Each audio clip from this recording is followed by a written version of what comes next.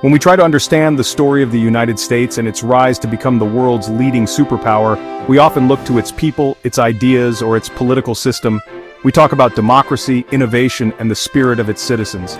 These things are all massively important, of course, but they are only part of the picture. Underneath all of it, shaping every decision and every outcome, is the land itself. Geography is the silent character in America's story, the unseen hand that has guided its destiny from the very beginning. The shape of the continent, the placement of its rivers, the vastness of its plains, and the oceans that surround it are not just background details. They are the fundamental reasons for its immense power and wealth. The United States was blessed from the start with a near-perfect set of geographical ingredients. Think of it like a lottery, and America won it. The country is vast, giving it space to grow and a wealth of resources to exploit. It is also remarkably coherent, with its most valuable lands connected by natural transport routes. This allowed it to unify into a single, powerful state, rather than breaking apart into smaller, competing nations, which is a common story in other parts of the world. This geographical luck provided security, fostered economic growth, and ultimately enabled the country to project its influence across the globe. We cannot truly grasp America's journey without first looking at a map and understanding the profound advantages it was given. This isn't to say that people don't matter. Of course they do. The decisions made by leaders and the hard work of millions of individuals were crucial in building the nation. But geography sets the stage, it creates the opportunities and imposes the limits. A country with no navigable rivers will struggle to develop a cohesive internal market. A nation surrounded by powerful, aggressive neighbors will spend its resources on defense rather than on economic expansion. America, by and large, did not have these problems.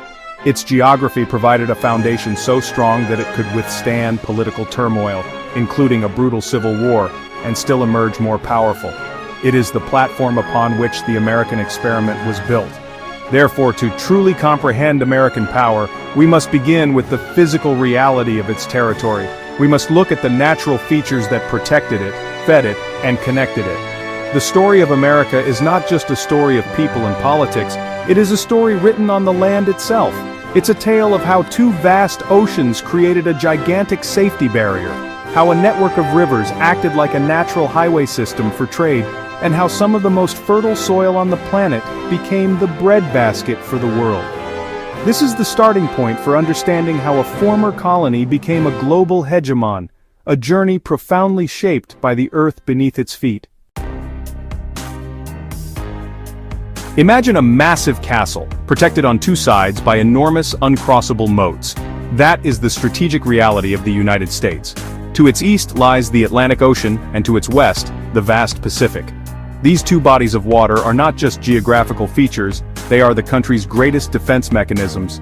For most of its history, they have made a large-scale invasion of the American mainland almost impossible. Any potential adversary would need to mount a massive naval and logistical operation just to reach its shores, a feat few nations in history could even contemplate, let alone achieve. This oceanic buffer has given the United States a level of security that nations in Europe or Asia can only dream of. This protection did more than just keep enemies away. It gave the United States the freedom to develop on its own terms, without constant fear of foreign interference. While European powers were locked in centuries of costly wars with their neighbors, America could focus its energy and resources inward. It could concentrate on settling its vast lands, building its industries, and strengthening its economy. This period of relative isolation guaranteed by the oceans was a crucial gift. It allowed the young nation to grow strong and wealthy without having to maintain a massive, permanent army for defense, a burden that has historically drained the treasuries of many great powers. The oceans bought America time and peace. Furthermore, the oceans shaped America's neighbors. To the north is Canada, a huge but sparsely populated country. Its most habitable regions are a thin strip along the US border, and it has never posed a serious military threat. To the south is Mexico, a nation separated by challenging desert terrain and a major river. While relations have been complex, Mexico has never had the power to threaten American sovereignty. This means the United States has the unique advantage of having no significant land-based threats on its borders. This is a luxury almost no other major power in history has enjoyed. It is the geopolitical equivalent of having quiet, friendly neighbors who keep to themselves. This fortress mentality, born from its geography, has profoundly influenced American foreign policy. the country could choose when and where to get involved in global conflicts, acting from a position of immense security. It could project its power outward, across the very oceans that protected it, without fearing retaliation on its own soil. The attacks of September 11th were a shocking exception that pierced this sense of invulnerability, but the fundamental geographic reality remains. The Atlantic and Pacific Oceans are the foundation of American security, providing a defensive barrier that has been instrumental in its rise to global dominance and its ability to shape the world.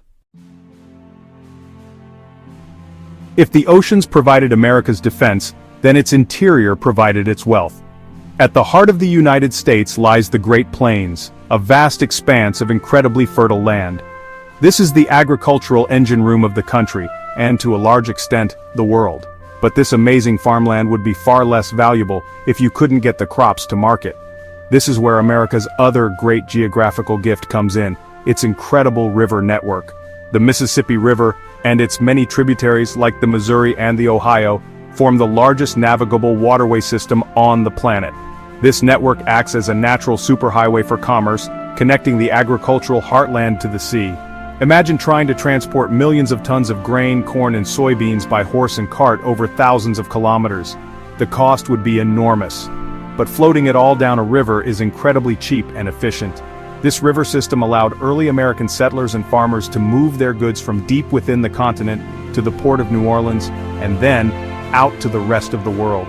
It stitched the country together, turning isolated farming communities into participants in a single, massive economy. This unity of transport and agriculture is the secret to America's economic engine. It allowed the nation to become self-sufficient in food, and then a dominant agricultural exporter. The sheer scale of this agricultural heartland is difficult to overstate. The fertile soil of the Midwest, combined with a climate suitable for growing a wide variety of crops, created an agricultural powerhouse. This abundance did more than just feed the nation, it freed up a large portion of the population to work in other sectors. Because a small number of farmers could produce a massive surplus of food, millions of other people could move to cities and work in factories, driving the Industrial Revolution. This transition from an agrarian society to an industrial one happened faster in America than in many other places, thanks in large part to the efficiency of its agricultural geography. This combination of flat, fertile land and interconnected rivers created a virtuous cycle of growth. More food led to a larger population, which in turn fueled more industrial and economic expansion. The wealth generated from the heartland funded development across the country, from building railways to establishing new industries. The Mississippi Basin is not just a geographical region, it is the economic core that powered America's rise. Without this unique combination of fertile plains and navigable rivers, the United States would have been a much poorer, less unified and ultimately less powerful country. Its bounty is a direct result of the land it occupies. While America's flat plains and rivers encouraged unity, its mountains played a different but equally important role. On the East Coast, the Appalachian Mountains acted as the first barrier to westward expansion. They were not impassable like the Himalayas, but they were challenging enough to slow down the initial colonial settlement. This was actually a blessing in disguise. It forced the early colonies to grow and consolidate along the coast, developing a shared identity and strong economic ties before venturing into the vast interior.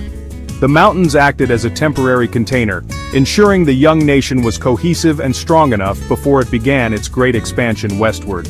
Once the time was right, pioneers found natural gaps and passes through the Appalachians, like the Cumberland Gap. These corridors acted as funnels, directing the flow of migration in a relatively orderly fashion into the fertile lands of the Ohio Valley and beyond. Further west, the Rocky Mountains present a much more formidable barrier. They are higher, more rugged, and far more difficult to cross. However, by the time settlers reached the Rockies, the United States was already a powerful and technologically advanced nation. It had the resources and engineering know-how to build railways through and over the mountains, connecting the West Coast to the rest of the country. These mountain ranges also provided significant natural resources. The Appalachians were a rich source of coal, which fueled the factories of the Industrial Revolution. The Rockies and other western ranges held vast deposits of valuable minerals like gold, silver, and copper, which spurred migration, created boom towns, and added immense wealth to the national economy. The mountains were not just obstacles, they were treasure chests. They shaped the pattern of settlement and provided the raw materials that helped build a modern industrial society, adding another layer to America's geographical good fortune. Ultimately, America's mountains served as dividers but not as permanent separators. They were significant enough to channel development but not so impassable as to prevent the country from uniting from coast to coast. This contrasts sharply with other regions of the world, where mountain ranges have created permanent cultural and political divisions. In America, the mountains helped to pace the nation's growth and provided essential resources, all without shattering its unity. They are part of the geographic puzzle that, when pieced together, reveals a landscape almost perfectly suited for the creation of a single continental-scale superpower. Beyond the great oceans, America's specific coastlines offer further strategic advantages. The Gulf of Mexico, in particular, is a critical economic and military asset. It is the gateway for the entire Mississippi River system, meaning control of the Gulf Coast is essential for controlling the trade flowing from the nation's heartland. The acquisition of the Louisiana Purchase in 1803, which secured the port of New Orleans, was perhaps the most important geopolitical move in American history. It ensured that no foreign power could choke off the country's main commercial artery. The Gulf is a warm water basin, accessible year-round, and its coastline is dotted with major ports and energy infrastructure. Today, the Gulf of Mexico is the epicenter of America's oil and gas industry. A significant portion of the nation's energy is extracted from offshore platforms in the Gulf, providing a vital domestic resource that reduces reliance on foreign imports. This energy independence is a cornerstone of American power, giving it immense flexibility in foreign policy. Furthermore, the Gulf provides strategic access to Central and South America, and is a key maritime route connecting the Atlantic to the Pacific via the Panama Canal. Dominance in the Gulf of Mexico solidifies America's control over its own economic backyard, and projects its power into the wider Caribbean region. On the other side of the continent, the Pacific coast provides the United States with its platform for engaging with Asia, the world's most dynamic economic region. The acquisition of California, with its magnificent natural harbors like San Francisco and San Diego, was another masterstroke. These ports became the launchpad for trade with Asia, and the primary bases for the U.S. Pacific Fleet. The state of California, if it were its own country, would be one of the largest economies in the world. Its access to the Pacific is a fundamental part of that success, linking American innovation and agriculture directly to booming Asian markets. This Pacific reach was further extended by the acquisition of Alaska, Hawaii, and territories like Guam. Alaska gives the U.S. a strategic position in the Arctic and proximity to Russia.